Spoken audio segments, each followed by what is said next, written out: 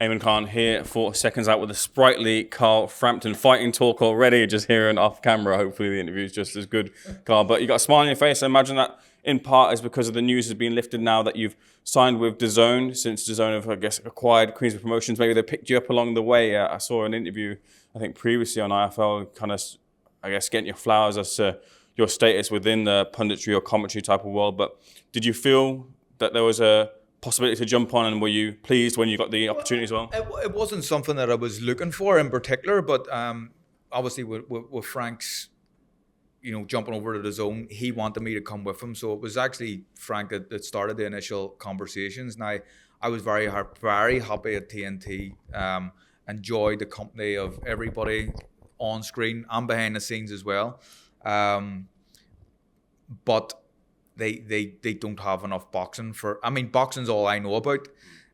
So I'm kind of mixed emotions about it all, because I'm very sad in a sense to be leaving TNT and have some lifelong friends there, but I'm very excited about getting involved with the zone, and being involved in some of the biggest fights that boxing has ever seen. You know what I mean? The fights that are being made these days are incredible, and they're all going to be on the zone.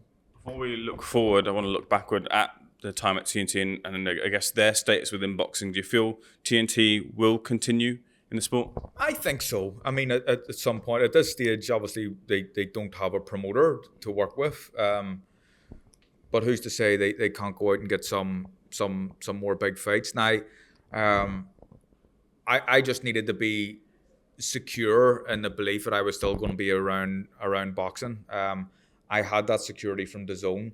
With TNT, I think they will continue on, but at this stage, it's not really a thing yet.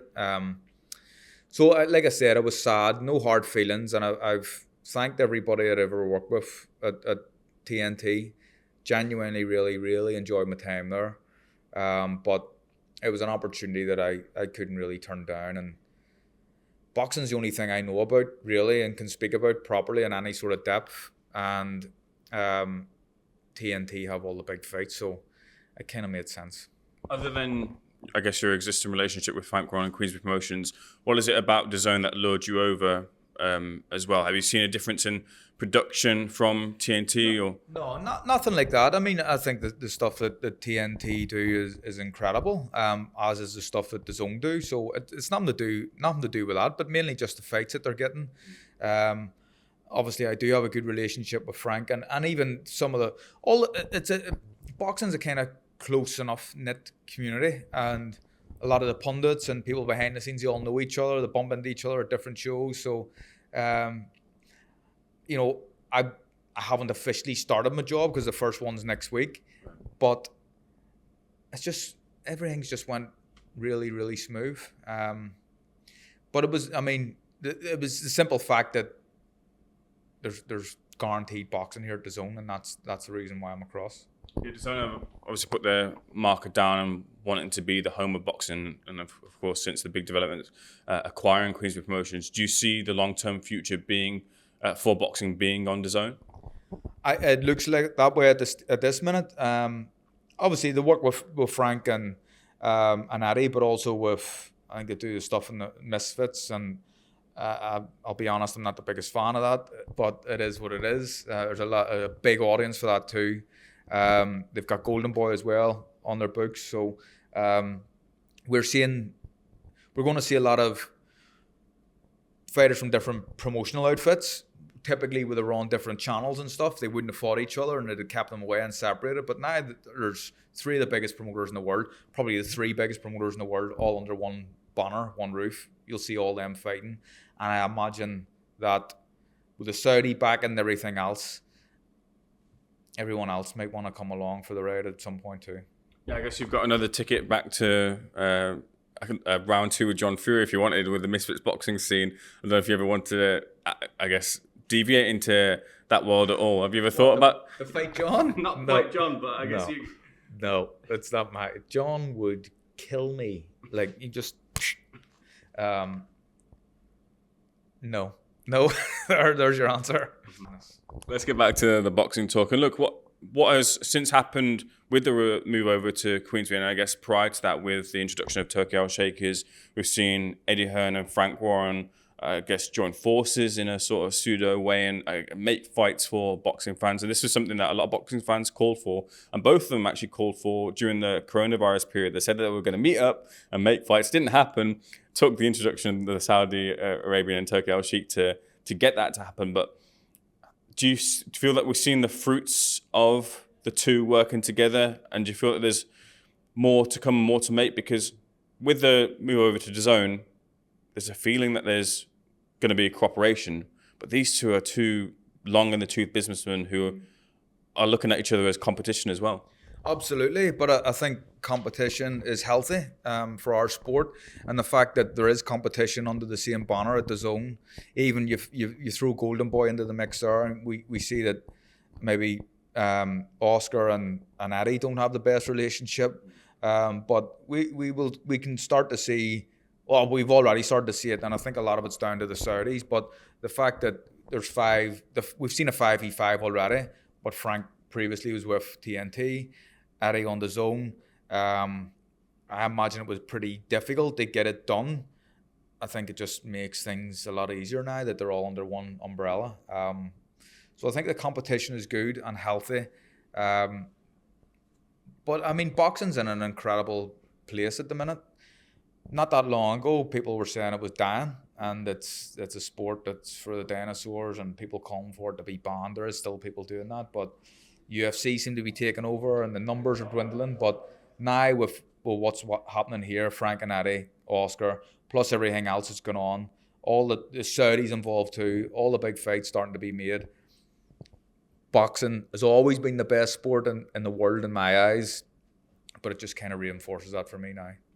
You've taken some of the latest developments in the boxing sphere. First of all, the talk that the IBF have mandated Derek Chisora to challenge Daniel Dubois for his heavyweight crown. Your thoughts on that fight? Because I had a discussion with it on SecondsOut Live, and I kind of felt maybe that's a bit of a step too far for Derek Chisora with respect to him getting himself in that position. I mean, I've got so much respect for Derek and admiration for him as well. You just look around and look at the fan base that he has, and Derek's never been a world champion, but he sells tickets that far outweigh the vast majority of world champions around the globe. So an incredible character. But the fight with Daniel Dubois is a dangerous fight for Derek. I think I wouldn't like to see him get hurt. Yeah. I don't know. I hope I don't upset the big man here, but Daniel's kind of in unbelievable form, as is Derek. Derek's in good form at the minute too, but he's getting long in the tooth. He's had so many wars, which all take their toll. Daniel's riding the crest of a wave at the minute, punches immensely hard, very fast as well. Daniel, an amazing job. I know Derek wants that fight. I would be worried for Derek in it, if I'm being honest. Do you see a route for him to beat Daniel Dubois? No, I can't see it. I mean,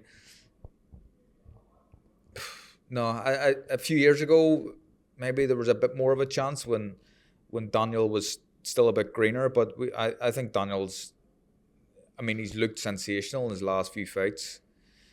Derek looked really good against Vallon as well, but it's really hard. And I hate to say this, I mean, it's a two-horse race, isn't it? But it would be very hard to make an argument for Derek to win that fight. Similarly, this weekend, you've got Joyce, and he was searching for an opponent, what with Dylan White pulling out, which seemed like a evenly matched competitive fight. They've now looked to find Joyce, and I get they want to climb back as high as they can up the ladder with a win over Hergovic, but Hergovic prior to Dubois fight was undefeated and took some licks and gave some licks back to Daniel Dubois. What of Joyce's chances against Hergovic this weekend? I think he has a chance, but it has to be in the second half of the fight. I don't think he wins early. But I think Hergovic is probably the favourite in the fight. And I think one of the big issues for Joe is he just gets hit a bit too clean, too often as well. And previously he relied on his chin, and it got him out of a lot of trouble. He would just walk through and eat shots. But the resistance literally gets punched out of you. And when you've been, we've seen what happened in the Zhang fight. And he was even, he was dropped. Derek dropped him as well, didn't he? Yeah, he did. Yeah.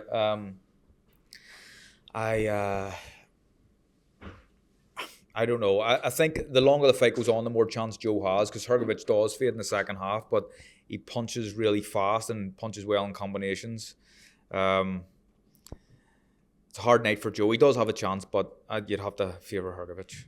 Just going back to the conversation surrounding the 5v5, something that popped in my head is when you were an active fighter, would you have bought into that 5 versus 5 concept? Would you have been team whoever it was and really kind of fought for your team if you were involved in that sort of concept? Absolutely, yeah. I mean, a fight's a fight and you want to win no matter who you're fighting for or what platform. But yeah, it's something that I would absolutely have been interested in, yeah, no doubt. There's been, I guess you made a little bit of rumbling in the boxing sphere with, I guess, your appearance on Carl Froch's podcast. You were asked to, I guess, some of the biggest knobheads in the sport. I want to flip that a little bit. I don't know if there's an opposite of knobhead, but nice heads. Who are some of the nice heads in boxing, Carl? Some of the nice heads in boxing. It's hard to think about that one. Actually, the knobheads is easier. I would say Simon Legg. You know Simon? I don't. No, Simon manages some fighters, works with Queensbury too. I would say Jamie Moore, Nigel Travis, two great guys. They're going to be offended I said Simon in front of them. I should have said them first, Simon third.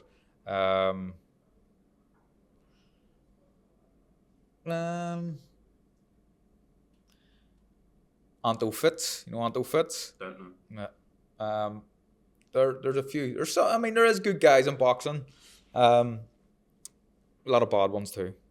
What would it take for you and Ben to mend the bridges? Is there clear the air talks needed? No, we had a chat. We had a conversation anyway about what I had said about him, and it's all fine. It is all fine.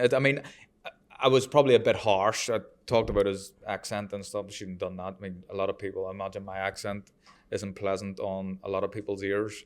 But I had him in front of two McGuigans as the number one bell end in boxing, and that's obviously a mistake on my behalf. And although he came to my head, he's probably not in the top 3 bell ends, to be honest. He's all right. Look forward to seeing you both on camera soon. Carl, pleasure. Thanks for speaking to Seconds Out. Congratulations on the new role. Looking forward to seeing you on the broadcast very soon. Much appreciated. Good man.